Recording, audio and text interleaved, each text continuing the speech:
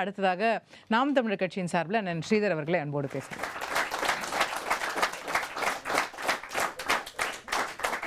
தாய் தமிழ் உறவுகள் அனைவருக்கும் வணக்கம். மக்களோடு களத்தில் யார் நிற்கிறார்களோ அவர்கள் தான் களத்தில் மக்கள்கிட்ட முந்துறாங்கன்னு நான் கருதுகிறேன். ஒரு சாதாரண பிரச்சனையிலிருந்து இன்றைக்கு தமிழ்நாட்டின் ஒட்டுமொத்த விஷயத்தையும் பாதிக்கிற பிரச்சனையாக இருந்தாலும் எப்பொழுதும் களத்தில் நிற்பது நாம் தமிழர் கட்சி.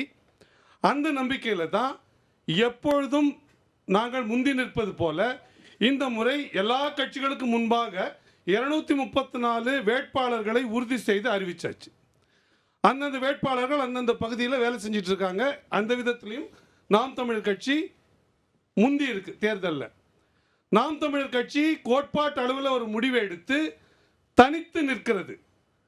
ஆனால் தாவேகா தனித்து விடப்பட்டு இருக்கிறது.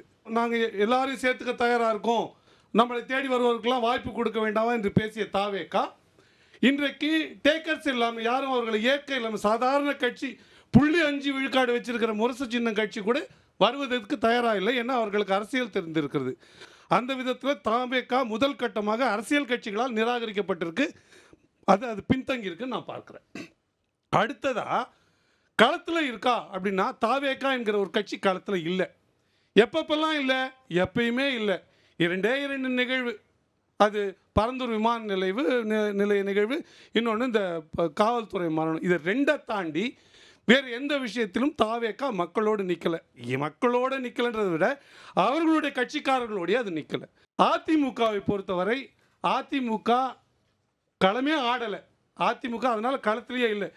அதிமுக தன்னோட உடைந்து போன கட்சியை இந்த சின்ன பசங்க பொம்மையை சேர்த்து கட்டுவாங்களே அது போல கட்டுகிற வேலையிலே இருந்தது. அதிமுக அதன் கோட்பாட்டுப்படி கூட இந்த 21 தொடங்கி 26 வரைக்கும் 25 வரைக்கும் வேலை செய்யலை. இந்த 2 மாதம் தேர்தல் வேலை செஞ்சுட்டு மக்களிடம் வெற்றி பெற்றுடலாம், வாக்கு வாங்கிலாம் நினைக்கிறது அந்த விதத்தில் தோற்க போகுது. அதனால் அதிமுக மக்களிடம் இல்லை, களத்திலையும் முந்தலை. திமுகவை பொறுத்தவரை அது மக்கள் மனதிலும் இல்லை, களத்திலையும் இல்லை. ஏன் நான் அப்படி சொல்கிறேன்னா, இந்த ஜனவரி 13 தொடங்கி ஜனவரி 9 தொடங்கி பிப்ரவரி 13 கிட்டத்தட்ட 32 நாட்களில் திமுக மக்களிடம் செலுத்தி இருக்கிற தொகை 13,500 கோடி. 21 பொங்கல் முடிஞ்ச பிறகு ஆட்சி அமைச்சாங்க. 22 பொங்கல் வந்ததே, அப்போ காசு கொடுத்ததா திமுக? கொடுக்கல. ஆனால் 23 1000 ரூபா கொடுத்தது. ஏன் 1000 ரூபா கொடுத்தது? அப்போ 24 தேர்தல் வருது. 24 அது 1000 ரூபா கொடுத்தது பொங்கல் விழாவுக்கு. ஏன் 24 பிறகு 25 கொடுக்கல? ஏன்னா 25 தேர்தல் இல்லை. தேர்தல் நெருக்கத்தில் மட்டும் பணம் கொடுக்குறாங்க.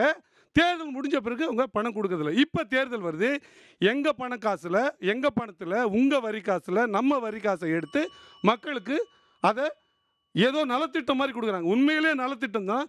எல்லா ஆண்டும் பொங்கலுக்கு 3000 ரூபா கொடுத்துருக்கணுமா இல்லையா? ஏன் கொடுக்கலனா, மக்களிடம் போய் திமுகவுக்கு சொல்லிக்கொள்வதற்கு எதுவும் இல்லை, களத்துக்கு போகிறதுக்கு எதுவும் இல்லை. அதனால் காசை கொடுத்து சரி கட்ட பார்க்குது.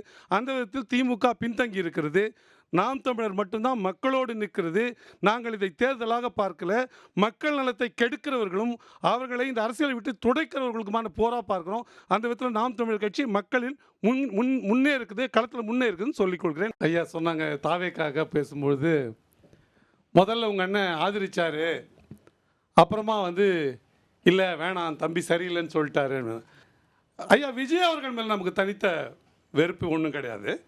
அது அவரோட கோட்பாடு நிலைப்பாடு தான். தமிழ் தேசியமும் திராவிடமும் சொன்னார். திராவிடத்துக்கு ஐயா பெரியாருக்கு மாலை போட்டார். தமிழ் தேசியத்துக்கு என்ன பண்ணார்? இன்னும் தேதி வரைக்கும் ஒன்றும் இல்லை. வடிவேலு பேக்கெட் இப்படி எடுத்து காமிச்சா மாதிரி தான். ஆனால் கோட்பாட்டு அளவில் மட்டும் நாங்கள் 2 கண்ணுன்னு சொன்னார். அன்னைக்கு நாங்கள் தனித்து நிற்கிறோம், அவங்க தனித்து விடப்பட்டிருக்காங்கன்னு சொன்னாங்க. இப்போ எதிர் அணியில் அந்த பக்கம் உட்காந்துருக்க 3 பேர் இஸ்லாமிய சகோதரர்கள் இன்றைக்கி நோன்பு இருக்காங்க இல்லையா? நோம்புனா எதுவுமே சாப்பிடக்கூடாது. ஏன் சாப்பிடாமல் இருக்காங்க? அவங்க வீட்டில் சாப்பாடு இல்லையா? சாப்பாடுலாம் இருக்குது, சாப்பிடக்கூடாதுன்றது வைராக்கியம். அது பல விஷயங்களை புரிய வைக்கும். அதுக்காக இது பேர் நோன்பு. எங்கள் வீட்டில் சாப்பாடே இல்லை, நான் சாப்பிடலன்னா அது பேர் நோம்பா? அது பேர் பட்னி. நான் சொல்கிறேன், நாம் தமிழர் இருக்கிறது நோன்பு. எங்களுக்கு எந்த கட்சியும் வேணாம், எந்த கூட்டணியும் வேணாம், நாங்கள் இருக்கிறது நோன்பு. உங்களுக்கு எதுவுமே கிடைக்கல. தாவேக்காக்கு உங்களுக்கு ஆஃபர் இருக்கு, நீங்க நிறைய இருக்கு, நிறைய இருக்கு. ஒரே மேடையில் பிரதமரை சந்திக்கிற வேலைக்கு இருக்கு. ஒரே 2 பேர் பிரதமர் அண்ணன் மட்டும் கெஞ்சி கூத்தாடி பார்த்தாங்க. நாங்க கோட்பாடுல உறுதியா இருக்கிறோம், அதனால அது முடியாது. பிரதமர் கெஞ்சுறாரு. பிரதமர் தரப்புல இருந்து பேசுறவங்க கெஞ்சுறாங்க. பிரதமர் தரப்புல இருந்து பேசுறவங்க கெஞ்சுறாங்க. அது எப்படி பேரை சொல்றது நாகரிகம் இல்லை. நான் தகவலை மட்டும் நான் சொல்றேன் ஆச்சுங்களா. இப்போ அதனால நான் டெபுட்டி சொல்றேன், சிஎம்லாம் தரேன்னு சொன்னாங்களாமே. சிஎம்மாவே ஆக்கிடணும் அடுத்த வருஷம் நாங்க 31 சிஎம்மா ஆக்கிடணும் நாங்க. அப்புறம் அதிமுக திமுக தரப்புலையும் பேசுனாங்க. நாங்க எப்படி பார்த்தீங்களா மக்கள்கிட்ட முந்தி நிற்கிறோம், நாங்க கூட்டணி அமைச்சிட்டோம். கூட்டணி அமைக்கிறது ஒரு சாதனையாங்க. இது என்னங்க ஒரு சாதனை? கூட்டணியில் இருக்கிறது எப்படி மக்கள் நல பிரச்சனையோ இல்லை மக்கள் நலன் சார்ந்த செயல்பாடோ எப்படி ஆகும்? முதல்ல அவங்க முதல்ல கூட்டணியே இல்லை, நாங்கள் வலுவான கூட்டணி அமைச்சிருக்கிறோம். இவங்க நாங்கள் போன வாட்டி இந்த கூட்டணி அப்படியே தக்க வச்சிருக்கோம். இதுக்கும் மக்கள் நலனுக்கும் என்ன சம்மந்தம் இருக்குது நீங்கள் சொல்லுங்கள். யாராவது இருக்குறீங்க சொல்லுங்கள். இதுக்கும் மக்கள் நலனுக்கும் என்ன சம்மந்தம் இருக்குது? இன்னொன்று, கூட்டணி சேர்ற கட்சி ஏதாவது ஒன்று சாதி வாரி கணக்கெடு நடத்துங்க, அப்போதான் உங்கள் கூட்டணி கூட வருவோம் சொன்னது உண்டா? யாராவது ஒருத்தர் உண்டா? ஒரு கட்சி உண்டா? டாஸ்மாக ஒழிங்க, மது கூடாது இந்த நாட்டில், அதுக்கு உறுதி கொடுங்க. டாஸ்மாக மூடுவேன்னு சொல்லுங்க, நாங்கள் கூட நிற்கிறோம், நாங்கள் இப்போ தான் கூட்டணி வரோம், இல்லைன்னா நாங்கள் கூட்டணிக்கு வர மாட்டோம் அப்படின்னு சொன்னவங்க உண்டா? ஒரு கட்சி உண்டா? ஏதாவது தமிழகத்தில் ஒரு கட்சி உண்டா? என்ன கேட்குறாங்க இவங்கன்னா, போன வாட்டி எங்களுக்கு 15 கொடுத்தீங்க, அது பத்தாது, இந்த வாட்டி ஒரு 2 பார்த்து போட்டு கொடுங்க. போகலண்ணா நாங்கள் போகிறேங்க. எனக்கு அது கொள்கை பிரச்சனையா? இல்லை, சீட்டுக்கும் நோட்டுக்கும் வர பேரம் எப்படி ஒரு மக்கள் நல திட்டமாக ஆகும்? இது அபத்தம். இதை ரொம்ப காலமாக நாங்கள் உத்தி எங்கள் ஜனங்களை ஏமாத்துறது உத்தியா? அப்போ அதில் ஒன்றும் சாதனை கிடையாது. ஆனால் இவங்க அதையே ஒரு சாதனை மாதிரி பேசுவாங்க. அப்போ அது அடிப்படையில் பிழையுடையது, மக்களை ஏமாற்றுகிற வேலை. அம்மா சொன்னாங்க, நிர்மலா பெரியசாமி அவர் சொன்னாங்க, அண்ணன் 116 தொகுதி போய் பார்த்தார்ல, 190 தொகுதியை போய் பார்த்தாரு. 190 தொகுதியை போய் பார்த்தது மக்கள் நலனுக்காகவா, தேர்தல் பரப்புரை பிரச்சாரத்துக்காகவா? பிரச்சாரத்துக்காக பேசுவது எப்படி? நான் சொல்றேன், தூய்மை பணியாளர் பிரச்சனை நடந்தது, அப்ப அதிமுகவோட செயல்பாடு என்ன? டங்ஸ்டன் பிரச்சனை வந்தது, அப்ப அதிமுகவோட செயல்பாடு என்ன? ஓய்வூதிய திட்ட பிரச்சனை வந்தது, சம வேலைக்கு சம ஊதியம் பிரச்சனை வந்தது, அப்ப அதிமுகவோட செயல்பாடு என்ன? இதெல்லாம் இல்லாமல் நாங்கள் மக்களை எதுக்காக போய் பார்த்தீங்க? மக்கள் பிரச்சனைக்காக போய் பார்த்தீங்களா? இல்லை பரப்புரை எங்களுக்கு ஓட்டு போடுங்கன்னு கேட்க போனீங்களா? நீங்கள் மக்களிடம் போய் மக்கள் பிரச்சனைக்காக நின்று பேசிட்டு இருந்தீங்கன்னா எங்களுக்கு ஓட்டு போடுங்கன்னு கேட்குற உரிமை உங்களுக்கு வந்துடுது. ஆனால் இல்லை, நாங்கள் 4.25 வருஷம் தூங்குவோம், கடைசி 3 மாதம் எல்லா தொகுதியும் போய் பார்ப்போன்னா ஜனநாயகத்தில் மக்கள் ஆட்சியில் எப்படி இது சரியாக இருக்க முடியும்? 5 கண்ணை வரான் சாப்பிட்டுடுமா அப்படின்னு குழந்தைக்கு சோறு ஊட்டுவாங்க. 5 கண்ணை எப்போனா நானும் எனக்கு சின்ன வயசில் ஊட்டினாங்க, வந்ததே கிடையாது. ஆனால் நானும் பயந்து சாப்பிட்டுட்டு இருக்கிறேன். அப்படி மக்களை அதுதான் சொல்றேன், அப்படிதான் தமிழக மக்களை ஊட்டிட்டாங்கன்னு சொல்றேன். பிஜேபி வருது, எங்க பிஜேபியோட வாக்கு விழுக்காடுன்னா 6லேருந்து 8. இப்போ அவங்க 11, 18 சொல்லிப்பாங்க. தேவநாதன் ஐயா யார் வாக்கெல்லாம் சேர்த்து சொல்லிப்பாங்க. அவங்களோட அடிப்படை 7, 8 விழுக்காடு இருக்கிற கட்சி என்னைக்குன்னா ஆட்சிக்கு வர முடியுமா? அப்படி போலியா அரசியல் தேவைக்காக கட்டமைக்கப்படுறது தான் பாஜக எதிர்ப்பு தவிர உண்மையில பாஜக எதிர்ப்பு இல்லை. உண்மையிலே பாஜக எதிர்ப்பு பாசிச எதிர்ப்புனா 99ல் ஏன் நீங்க பாஜகவோட இருந்தீங்க? அந்த கேள்விக்கு பதில் சொல்லுங்க. 99ல் மட்டும்தான் இருந்தீங்களா? இப்போ 2021 கடைசியில் நினைக்கிறேன், ஐயா கலைஞர் அவர் கருணாநிதி அவர்கள் சிலை திறந்தீங்களா? யார் வந்து திறந்தா? வெங்கைய நாயுடு வந்து திறந்தாரு. நீங்க தான் பாஜக எதிர்ப்பாளர்கள், ஏன் வெங்கைய நாயுடு கூப்பிட்டு வந்தீங்க? ஏங்க நாணயம் வெளியிட்டீங்கல்ல, ஐயா கருணாநிதிக்கு நாணயம் வெளியிட்டீங்கல்ல, யாரை கூப்பிட்டு வந்தீங்க? ராஜ்நாத் சிங் கூப்பிட்டு வந்தீங்க, வேற யாரும் வெளியால கூப்பிட்டு வந்தீங்களா? அப்போ உங்களுக்கு பாசிச பாஜக எதிர்ப்பு இல்லையா?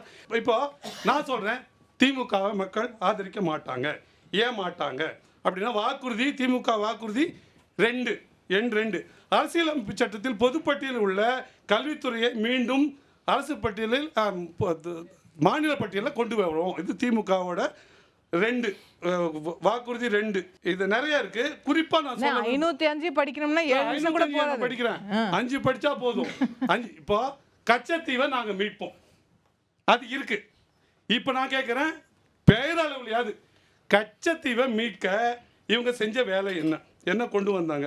இவங்க தான் சொல்லியிருக்காங்க, இப்போ 5.5 லட்சம் அரசு பணிகளை உண்டு பண்ணுவோம். 5.5 லட்சம் இந்த 5 ஆண்டுல உருவாக்கி இருக்கிற அரசு பணிகள் வெறும் 25,000. நீங்க தான் சொல்லியிருக்கீங்க. கொரோனா சொன்னார், அவரே பயந்தாரு. அவர் விஜய்க்கும் அப்படிதான், அவர் ஐயா விஜய்க்கும் அவர் செருப்பு அவரே தட்டி போட்டுக்கிட்டாருங்க அப்படின்னு. ஏங்க எங்கள் ஊரில் நாங்களாம் பாத்ரூம் போனால் நாங்களே தான் பாத்ரூம் செருப்பு போட்டு போவோம், யாரும் ஆளை தேட மாட்டோம். இதெல்லாம் ஒரு பெரிய குவாலிட்டி. அவர் வந்தாருங்க, நாங்கள் கூட தான் செத்து போனோம், கொரோனாவில் செத்து போனவங்களை போய் நேரடியாக பார்த்தோம். இதுனா ஒரு பெரிய சாதனை. பார்க்கலாம். அது ஏங்க நான் ஒன்று எப்படியோ ஐயா ஸ்டாலின் அவர்களும் அப்படி தான், ஜனநாயகத்தில் அப்படி தான் இருக்க முடியும். அப்படி இல்லை.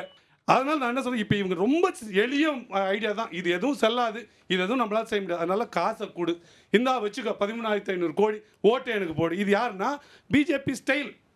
பிஜேபி வேணாம் பாசிச எதிர்ப்பு சொல்கிறாங்களே அதே ஸ்டைலில் இங்கே திராவிட அரசுன்னு சொல்லி இம்ப்ளிமெண்ட் பண்ணுறாங்க. இதில் கிஞ்சித்தும் உண்மையில் இன்னும் நிறைய பட்டியலிட்டுக்கிட்டே போகலாம். எந்த தரப்பு மக்களும் திமுகவோடு நிற்காத ஒரே காரணத்தினால்தான் திமுக பணத்தை வழங்குறது, திமுக களத்தில் இல்லவே இல்லை என்று நான் சொல்கிறேன். நன்றி, வணக்கம்.